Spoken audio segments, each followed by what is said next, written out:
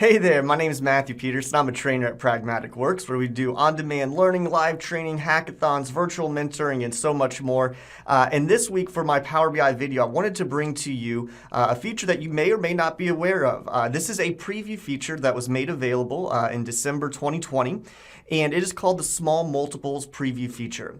And what the Small Multiples Preview does for certain visuals, it will allow you to take a visual and essentially duplicate that visual on your report, but split each individual one down by a specific field. So it can add a little bit more dynamic control to the report, and this might be something that's useful for some of the reports that you currently have in production or ones that you decide to start building today. So let's go take a look at how this feature works. So we're in here in the Power BI desktop, and the first thing that you do have to know is that this is a preview feature. So you're going to go to your File ribbon, Options and Settings, Options, and then we'll go zoom in on the preview features, and this is the Small Multiples Preview feature. So it does need to be turned on in order to work. And depending upon what version of Power BI you are running, depends upon how many of the features you have accessible with Small Multiples. They're always adding new updates. Now I'm running the April 2021 version right now. So if you're running something older like the December, some of the things I show you might not have access to yet. So let's just get into it and see what it can do.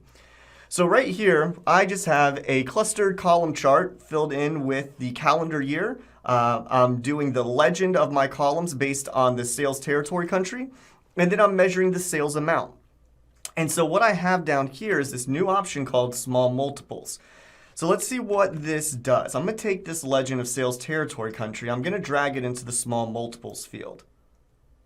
And when I do that, notice what we have. We now have all of our data, but now instead of seeing them in that legend of those multiple columns, we have an individual tile, so to speak, for each of my countries. Now, apart with this, so now you're seeing a more granular kind of approach to this. Your tooltips are still going to function in the same way. So if I come over here and hover, this is telling me Australia 2007, the sales were 2.9 million.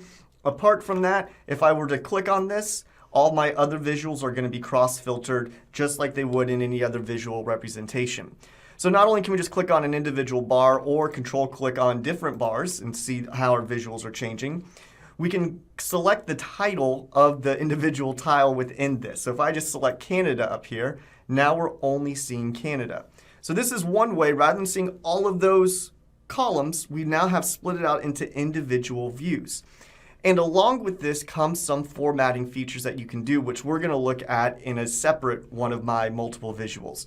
So prior to April, these were really only supported in your bar and column and your line charts and your area charts. But then in April, they released the version that allows you to put these in your combo charts. So I have a combo chart over here where it's fairly the same thing. What I've got, let me select my visual so we can take a look at what we have. I've got the country as the axis. I'm going to do my series based on the calendar years, sales amount, and I'm also keeping track of the profit margin. So I definitely have a lot of insights for what we are viewing.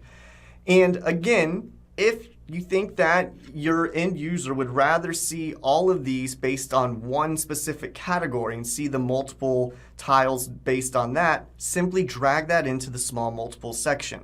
So I'm going to take our calendar year, and I want to see all of this over time, and I'm going to come on down and bring it into my Small Multiples. Now notice what we see. I have broken down everything by year. So I have all of my countries, I have the sales amount, as well as our profit margin as well.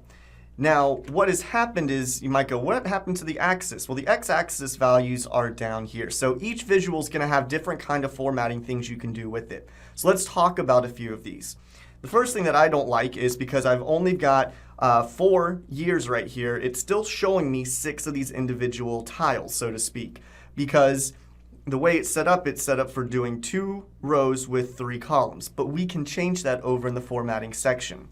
So with my visuals selected, I'm going to come over to the formatting section here, and we're going to focus in on our grid layout. So underneath the grid layout, this is where I could say, you know what, I would rather have this as 2 rows in only 2 columns. And by making that change, I'm getting rid of those extra spaces.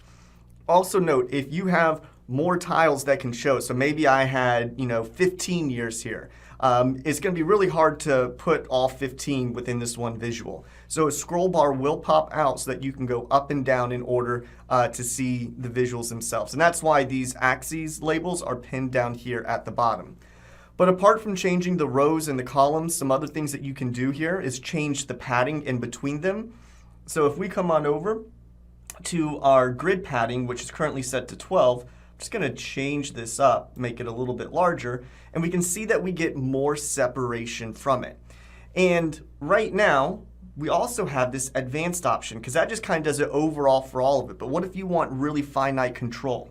If you turn your advanced padding options from off to on, now you have more control. So let's say in between the columns, that's what I really wanted to make a lot larger. So I get that bigger separation. And maybe between the row padding, I'll get them a little bit closer together here. And then if you make all these changes, you're like, yeah, you know what? I want to just go back to the default settings. You click on Revert to Default. Apart from your grid out, you can put in grid lines. So if you wanted to see grid lines, let's say I wanted to see borders and the grid lines, you have that flexibility as well. So there are a lot of things that you can do with this small multiples preview feature here. They're adding more and more to it every month. So now that you know about it, maybe you can use it in one of your reports that you currently have existing or some future reports down the road. I hope you enjoyed the video. Like, subscribe. Let us know what more things you would like to see with Power BI or Power Automate or Power Apps in the future, and we'll definitely try to get a video out there for you.